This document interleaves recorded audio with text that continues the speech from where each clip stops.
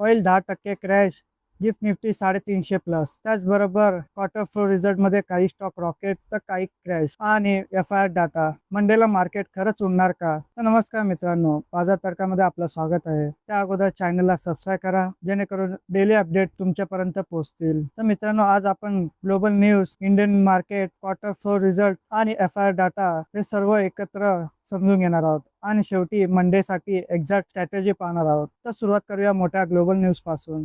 Israel आणि Iran tension. Israel आणि Iran tension मध्ये मोठा बदल झाला आहे. डोनाल्ड ट्रम्प यांनी दावा केला की इराण न्यूक्लिअर वेपन सोडायला तयार आहे आणि स्टेट ऑफ हॉर्मुझ पूर्णपणे ओपन झाला आहे. हा रूट ओपन होताच क्रूड ऑइल प्राइस जवळपास 10% क्रॅश झाला. ऑइल क्रॅश म्हणजे इंडियासाठी मोठा पॉझिटिव्ह सिग्नल. त्यामुळेच गिफ्ट निफ्टी 350 पॉईंटने उडाला. म्हणजेच मंडेला मार्केट गॅप अप ओपन होण्याची शक्यता आहे, कन्फर्म झाली आहे. पण अजून एक इम्पॉर्टंट गोष्ट म्हणजे इराणने अजून डील कन्फर्म केलेला नाही. म्हणजेच मार्केट सध्या न्यूजवर चालतोय, फंडामेंटल्सवर नाही. आता येऊया स्टॉक स्पेसिफिक न्यूजकडे. तर आरव्हीएनएल कंपनीला 967 कोटीचा रेल्वे ऑर्डर मिळाला आहे. या बातमीनंतर स्टॉक 6% ने वाढला. तसेच रेल्वे सेक्टरमध्ये हा स्ट्रॉंग मोमेंटम दिसतोय. आता पाहूया क्वार्टर फोर रिझल्ट कडे.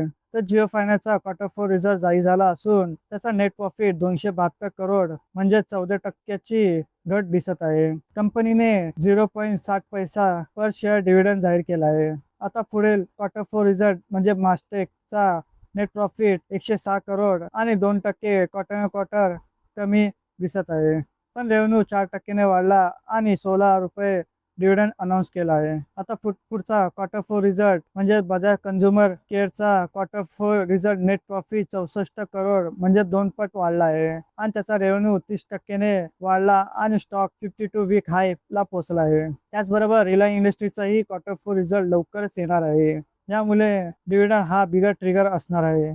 आता सगळ्यात महत्त्वाचा भाग म्हणजे मंडेसाठी आता पुढची शेवटची बातमी म्हणजे पुन्हा एकदा एफ-आय-एस ने खरेदी केली आहे. तर आजच्या दिवशी एफ-आय-एस ने 683 करोडची खरेदी केली आहे. ही खरेदी इंडियन शेअर मार्केटसाठी चांगले संकेत आहे. त्याचबरोबर सलग तिसऱ्या दिवशी ही खरेदी म्हणजे एफ-आय-एस फॉरेन इन्व्हेस्टर आपल्या भारताकडे वळत आहे असे दिसत आहे. तर ह्या सर्व धमाकेदार न्यूजचा फायदा सोमवारी म्हणजेच मंडे होणार आहे. तर मंडेसाठी स्ट्रॅटेजी काय असणार आहे? तो ओपनिंग स्ट्रॉंग गॅप अप होईल आणि पहिल्या 30 ते 60 मिनिटात प्रॉफिट बुकिंग येऊ शकते. तर मित्रांनो, हा होता complete market quarter four result breakdown. तर अशा डेली अपडेटसाठी चॅनलला सबस्क्राईब करा. व्हिडिओ आवडला असेल तर लाईक करा आणि शेअर करायला विसरू नका. धन्यवाद.